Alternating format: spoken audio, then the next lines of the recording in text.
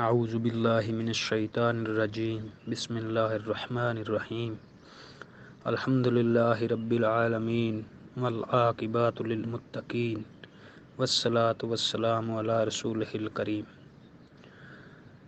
میرے ناظرین و سامعین السلام علیکم۔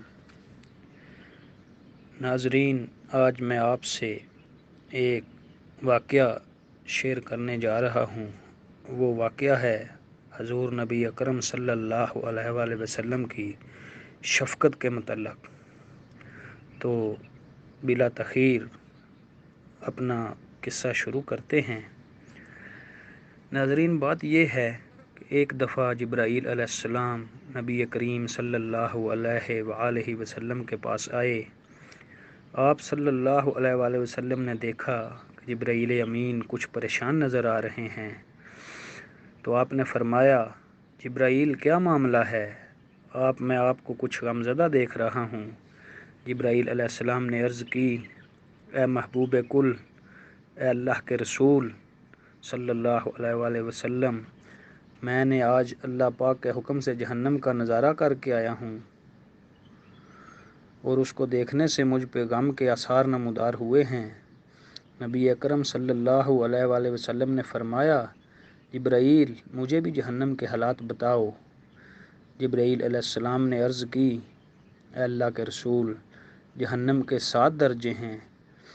ان میں سے جو سب سے نیچے والا پہلا درجہ ہے، اللہ تعالیٰ اس میں منافقوں کو رکھیں گے۔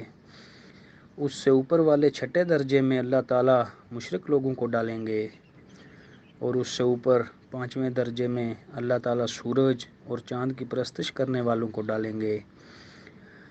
4تھے درجے میں اللہ پاک آتش پرست لوگوں کو ڈالیں گے۔ بیان کرتے گئے، تیسرے درجے کے متعلق فرمایا کہ تیسرے درجے میں اللہ پاک یہود کو ڈالیں گے، اور پھر کہا کہ دوسرے درجے میں اللہ تعالیٰ عیسائیوں کو ڈالیں گے۔ یہ کہنا تھا کہ اتنا کہہ کے جبرائیل علیہ السلام خاموش ہو گئے۔ تو نبی اکرم صلی اللہ علیہ وآلہ وسلم نے پوچھا، جبرائیل کیا ہوا، آپ خاموش کیوں ہو گئے؟ مجھے بتاؤ کہ پہلے درجے میں کون ہوگا؟ جبرائیل علیہ السلام نے عرض کیا، اے اللہ کے رسول صلی اللہ علیہ وآلہ وسلم، پہلے درجے میں اللہ پاک آپ کی امت کے گناہ گاروں کو ڈالیں گے۔ جب نبی اکرم صلی اللہ علیہ وآلہ وسلم نے یہ سنا کہ میری امت کو بھی جہنم میں ڈالا جائے گا، تو آپ بے حد غمگین ہوئے، اور آپ نے اللہ کے حضور دعائیں کرنا شروع کر دیں۔ 3 دن ایسے گزرے کہ اللہ کے محبوب مسجد میں نماز پڑھنے کے لیے تشریف لاتے، نماز پڑھ کر حجرے میں تشریف لے جاتے، دروازہ بند کر کے اللہ کے حضور رو رو کر فریاد کرتے۔ صحابہ کرام حیران تھے کہ نبی کریم صلی اللہ علیہ وآلہ وسلم پر یہ کیسی کیفیت طاری ہوئی ہے، مسجد سے حجرے جاتے ہیں، گھر بھی تشریف لے کر نہیں جا رہے۔ جب تیسرا دن ہوا تو صحابہ کرام سے نہ رہا گیا۔ صحابہ نے حضرت ابو بکر صدیق رضی اللہ تعالیٰ عنہ کو فرمایا کہ وہ جائیں اور جا کے دروازے پر دستک دیں۔ حضرت ابو بکر صدیق رضی اللہ تعالیٰ گئے، جا کے دروازے پر دستک دی، لیکن اندر سے کوئی جواب نہ آیا۔ آپ رضی اللہ تعالیٰ روتے ہوئے واپس آئے۔ سیدنا عمر فاروق سے کہا کہ مجھے تو کوئی جواب نہیں ملا، آپ جائیں، شاید آپ کو کوئی جواب مل جائے۔ پھر حضرت عمر رضی اللہ تعالیٰ عنہ گئے، انہوں نے بھی جا کر دستک دی۔ جب کوئی جواب نہ پایا تو وہ بھی واپس چلے آئے۔ آپ نے آ کر حضرت سلیمان فارسی سے کہا کہ آپ جائیں، شاید آپ کو کوئی جواب مل جائے۔ حضرت سلیمان فارسی نے جا کر دستک دی تو کوئی جواب نہ ملا۔ جب حضرت سلیمان فارسی کو بھی کوئی جواب نہ ملا تو انہوں نے کہا کہ اس واقعے کا تذکرہ حضرت علی رضی اللہ تعالیٰ عنہ سے کرتے ہیں۔ انہوں نے حضرت علی رضی اللہ تعالیٰ عنہ کو سارے واقعے کا حوال بتا دیا۔ حضرت علی رضی اللہ تعالیٰ عنہ نے سوچا کہ جب اتنے عظیم شخصیات کو کوئی جواب نہ ملا تو مجھے بھی خود نہیں جانا چاہیے، بلکہ مجھے ان کی نور نظر بیٹی فاطمہ الزہرا رضی اللہ تعالیٰ عنہ کو بھیجنا چاہیے۔ لہٰذا آپ نے حضرت فاطمہ رضی اللہ تعالیٰ عنہ کو سب احوال بتا دیے۔ آپ حجرے کے دروازے پر آئیں، دستک دی اور فرمایا، ابا جان السلام علیکم۔ بیٹی کی آواز سن کر محبوب کائنات اٹھے، دروازہ کھولا اور سلام کا جواب دیا۔ حضرت فاطمہ الزہرا نے پوچھا، ابا جان آپ پر یہ کیا کیفیت طاری ہوئی ہے کہ 3 دن سے آپ یہاں تشریف فرما ہیں؟ نبی کریم رحمۃ للعالمین صلی اللہ علیہ وآلہ وسلم نے فرمایا، جبرائیل نے مجھے آگاہ کیا ہے کہ میری امت بھی جہنم میں جائے گی۔ بیٹی فاطمہ مجھے اپنی امت کے گنہگاروں کا غم کھائے جا رہا ہے، اور میں اپنے مالک سے دعائیں کر رہا ہوں کہ اے اللہ انہیں معاف فرما اور جہنم سے بری فرما۔ اتنا کہا اور آپ پھر سجدے میں چلے گئے اور رونا شروع کر دیا۔ یا اللہ میری امت، یا اللہ میری امت، یا اللہ میری امت کے گنہگار، یا اللہ میری امت کے گنہگاروں پر رحم فرما، یا اللہ میری امت کے گنہگاروں کو جہنم سے آزاد فرما۔ آپ اس طرح اللہ تعالیٰ سے دعائیں کر رہے تھے کہ اللہ کا حکم آ گیا، وَلَسَوْفَ يُؤْتِيكَ رَبُّكَ فَتَرْضَىٰ، اے میرے محبوب غم نہ کرو، ہم آپ کو اتنا عطا کریں گے کہ آپ راضی ہو جائیں گے۔ آپ خوشی سے کھل اٹھے اور فرمایا، لوگو اللہ تعالیٰ نے مجھ سے وعدہ کر لیا ہے کہ وہ روز قیامت مجھے میری امت کے معاملے میں خوب راضی کریں گے، اور میں اس وقت تک راضی نہیں ہوں گا جب تک میری امت کا آخری فرد بھی جنت میں نہ چلا جائے۔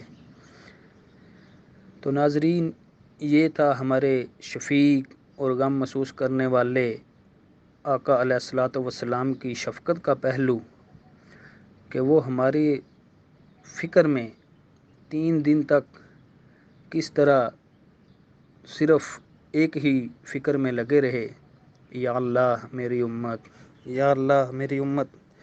ویسے تو حضور کی ساری زندگی امت کے فکر میں ہی گزری، لیکن یہ ایک واقعے کا مخصوص ذکر چند علماء سے سنا تو میں نے سوچا کہ اس کو دوستوں تک شیئر کرنا چاہیے۔ تو ناظرین، اس واقعے کو شیئر کرنے کا صرف مقصد یہ ہی ہے کہ ہمارے اتنا غم رکھنے والے آقا، ہمارے اتنے شفیق اور ہمارا درد محسوس کرنے والے آقا علیہ الصلوۃ والسلام کے لیے ہم کیا کر رہے ہیں، ہم نے بدلے میں ان کو کیا دیا ہے۔ جی ناظرین، وہ تو رحمت للعالمین ہیں، وہ تو کفار کے لیے بھی رحمت ہیں، انہوں نے تو مظالم ڈھانے والوں کے لیے بھی دعائیں ہی کی ہیں، انہوں نے تو کسی کے لیے بد دعا نہیں فرمائی، وہ تو سب کے لیے ہدایت اور بخشش ہی مانگتے رہے ہیں۔ تو ناظرین، ہمارا بھی یہ فرض بنتا ہے کہ اللہ تعالیٰ نے ہمیں آپ صلی اللہ علیہ وآلہ وسلم کی امت میں پیدا کیا ہے، تو ہمیں بھی آپ کا امتی ہونے کا حق ادا کرنا چاہیے۔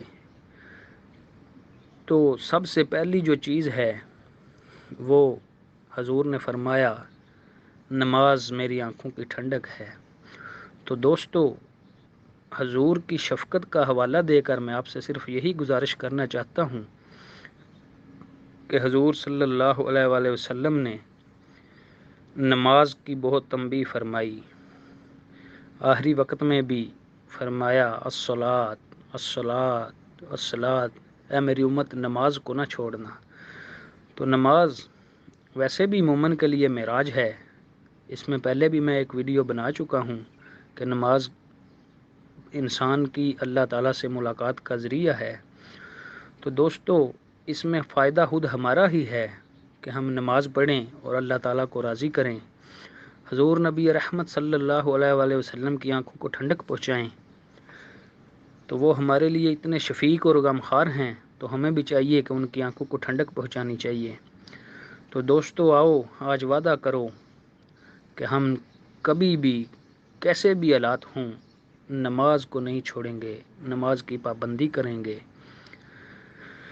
نماز فرض عین ہے، اس کے لیے کوئی معافی نہیں ہے، ہر عاقل بالغ پہ فرض ہے، اس میں کسی قسم کی رعایت کی گنجائش ہی نہیں ہے۔ تو ہم کتنے غافل ہیں کہ دنیا میں محو دنیا کی رنگینیوں کے پیچھے پڑے ہوئے ہیں اور اپنے مقصد حقیقی کو بھول چکے ہیں۔ دوستو، ہمارا دنیا میں آنے کا اصل مقصد اپنے اللہ کو راضی کرنا ہے۔ یہ دنیا امتحان گاہ ہے۔ اس امتحان گاہ میں ہمیں اپنی آخرت کے لیے تیاری کرنی ہے۔ تو دوستو، آؤ آج سب مل کے وعدہ کرتے ہیں کہ آج کے بعد ہم کبھی نماز ترک نہیں کریں گے، کیونکہ حضور نبی اکرم صلی اللہ علیہ وآلہ وسلم نے ایک اور حدیث میں فرمایا کہ نماز مومن اور کافر میں فرق کرتی ہے۔ تو دوستو، ہم سب کو یہ چاہیے کہ نماز کی پابندی کریں۔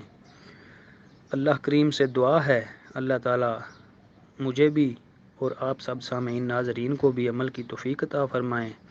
وآخر دعوانا ان الحمد للہ رب العالمین۔